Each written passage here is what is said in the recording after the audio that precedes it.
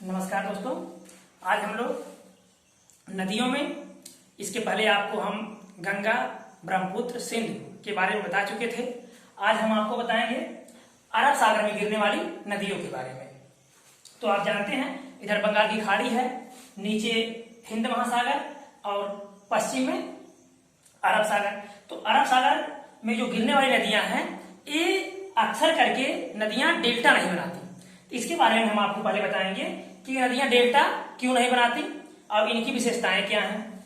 तो ये जो नदियां हैं, ये कठोर चट्टानों से, याद रखिएगा, कठोर चट्टानों से, कठोर चट्टानों से होकर के बहती हैं और रिफ्ट घाटी से होकर के बहती हैं। रिफ्ट घाटी या भ्रंश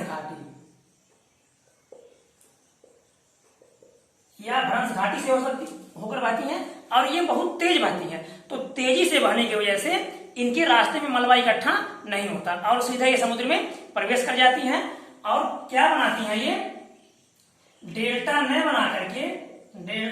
बनाकर एक्सचुअरी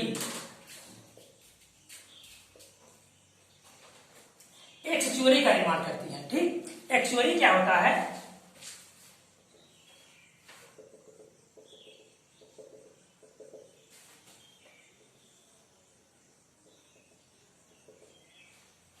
जब नदियां मुहाने पर पहुंचने से पहले कई भी तरीकाओं में बढ़ जाती हैं, तो ये बीच बीच में मलबा इकट्ठा हो जाता है।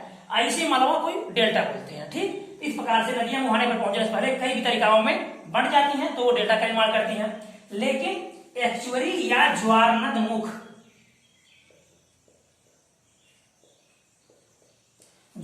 में क्या होता है? नदियां सीधे जो है अपने मुहाने में प्रवेश कर जाती हैं, या जिस भी क्षेत्र में प्रवेश करती हैं या जहां विलीन होती हैं वहां सीधे प्रवेश कर जाती हैं। ठीक, तो अरब सागर में जो नदियां गिरती हैं अक्सर करके वो एक्चुअरी या ज्वारनदमुख का निर्माण करती हैं, अर्थात वो सीधे प्रवेश कर जाती हैं। ठीक, सीधे अरब सागर में वो प्रवेश कर जाती हैं और इस तरह से भी तरीकाओं में बढ़ती नहीं है।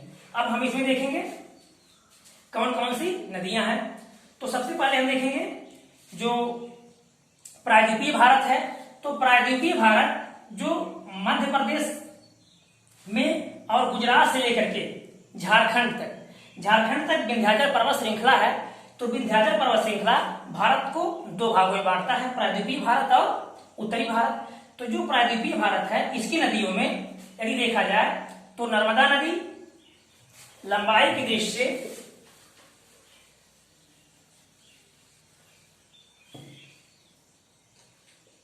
जी के नमक तट रहा है, याद रखिएगा। तो ये प्रायद्वीपीय भारत में ये सबसे लंबी नदियों का क्रम है। जी से गोदावरी,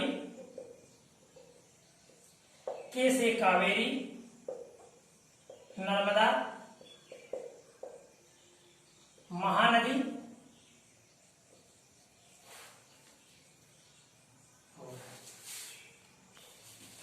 ये कृष्णा है, कृष्णा, कावेरी और ताप्ती। कृष्णा, कावेरी और ताप्ती ये नदियों क्रम है। तो यदि हम नर्मदा को देखेंगे तो इसका तीसरा स्थान आता है, जिसमें गोदावरी, कृष्णा, महानदी, कावेरी ये नदियां बंगाल की खाड़ी में गिरती हैं। तो हमको पढ़ना है किसमें? जो नदियां अरब सागर में गिरती हैं। तो अरब सागर में हम नर्मदा के बारे में देखेंगे। नर्मदा नदी यहाँ अलग से समझा दिया गया है, अमरकंटक की चोटी।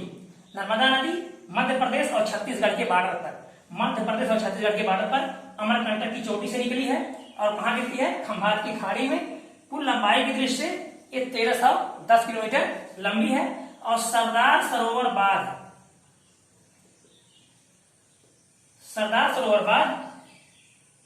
यहाँ नर्मदा नदी पर बना है। ठीक, याद रखिएगा, सरदार सरोवर बांध किस नदी बना है? नर्मदा नदी पर बना है। और इसकी सहायक नदियां, अब जब नदी ऐसे आ रही है तो ये इसका दायां क्षेत्र होता है और इधर से बायां क्षेत्र होता है। दाएं क्षेत्र से आने वाली नदियों में माचल, वर्णा नदी, कोलार नदी, मान नदी और हिरन नदी। बाएं तरफ जाने वाली नदियों में दूधी, शक्कर और तवा नदी, ये इसकी सहायक नदियां हैं।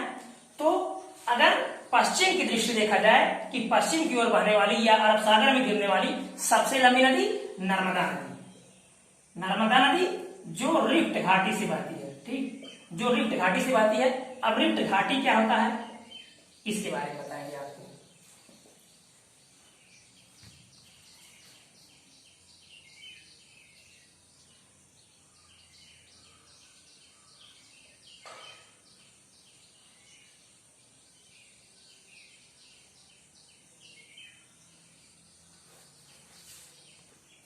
ये जो बीच वाला भाग है ये नीचे धस जाता है और साइड के भाग वैसे खड़े रह जाते हैं, ठीक।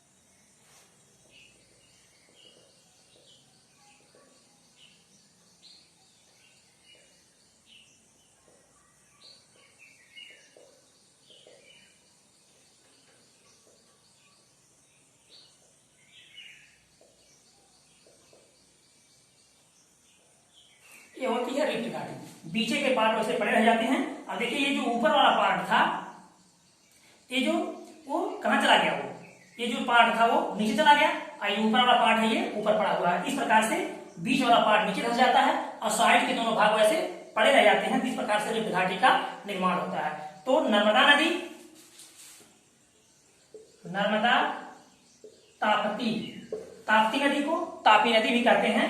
नर्मदा, तापी और ऊपरी गोदावरी, ऊपरी दामोदर नदी, याद रखिएगा ऊपरी दामोदर नदी, पूरी दामोदर नदी नहीं, दामोदर नदी जो ऊपरी पार्ट में जब इसका उद्गम होता है तो ये कुछ दूरी तक भ्रंश घाटी में बहती है, उसके बाद पुनः आगे जाकर के डेल्टा का निर्माण करने लगती है, ठीक। तो याद रखिएगा जो दामोदर, ऊपरी दामोदर, नर्मदा, ताप्ती, ये नदियां हैं जो रिफ्ट घाटी में बहती हैं, ठीक। तो ये हो गया आपका रिफ्ट घाटी।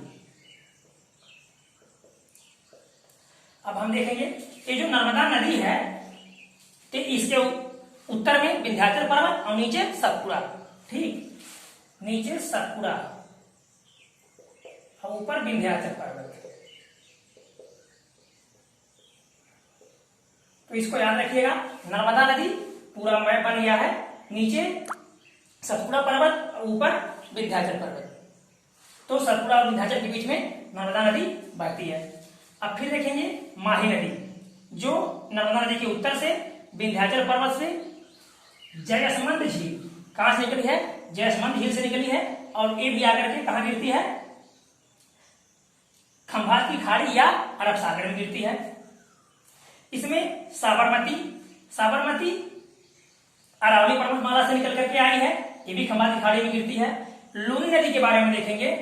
लूनी नदी एकमात्र पश्चिम की ओर बहने वाली ऐसी नदी है जो अरब सागर में नहीं गिरती, ठीक। ये थार के मरुस्थल से निकली है और थार के मरुस्थल को हरा भरा बनाए रखने में लूनी नदी का विशेष योगदान है।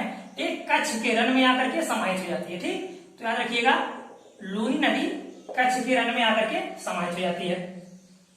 अब फिर देखेंगे भादर नदी, ये भी गुजरात से निकलती है। सतरंजी नदी गुजरात से निकलती है। तापी नदी मध्य प्रदेश से निकली है, ये बैतूल जिला मुल्ताई पर्वत। तापी नदी मध्य प्रदेश के बैतूल जिला और मुल्ताई पर्वत से निकलती है। ये भी कहाँ गिरती है, खंभात की खाड़ी या अरब सागर में गिरती है। अब हम नीचे आएंगे तो देखेंगे मांडवी नदी। जो मांडवी नदी है ये कर्नाटक और गोवा दो राज्यों में बहती है, कर्नाटक और गोवा। कर्नाटक से निकलती है और गोवा से होते हुए अरब सागर में गिरती है। फिर जुआरी नदी जो गोवा की सबसे लंबी नदी है, याद रखिएगा जुआरी नदी गोवा में प्रवाहित होने वाली सबसे लंबी नदी है। फिर इसके नीचे शरावती नदी, शरावती नदी कर्नाटक में बहती है। शरावती नदी पर जोग या गरसोप्पा, जोग या गरसोप्पा या महात्मा गांधी, महात्मा गांधी जलप्रपात इसी पर स्थित है। इस पर शरावती नदी पर, याद रखिएगा। जोग या गरसोप्पा या महात्मा गांधी जलप्रपात किस नदी पर है? शरावती नदी पर। फिर वराही नदी, ये भी कर्नाटक में है। और भारत का सबसे ऊंचा, यदि समानांतर श्रेणियों में ऊंचे दृश्य देखा जाए तो कुंचिकल जलप्रपात, कुंचिकल जलप्रपात, कुंचिकल याद रखिएगा, कुंचिकल जलप्रपात भारत का सबसे ऊंचा जलप्रपात है।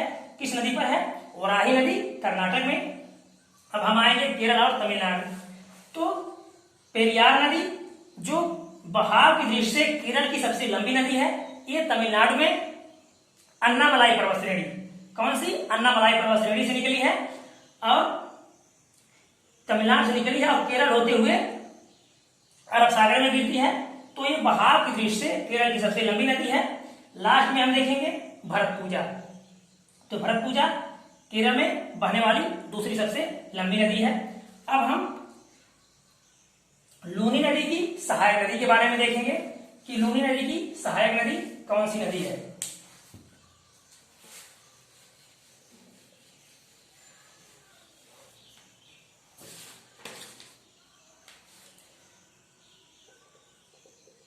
लूनी की सहायक नदी सरस्वती,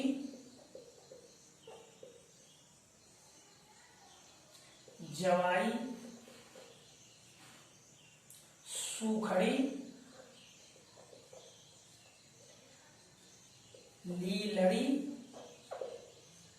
मीठड़ी,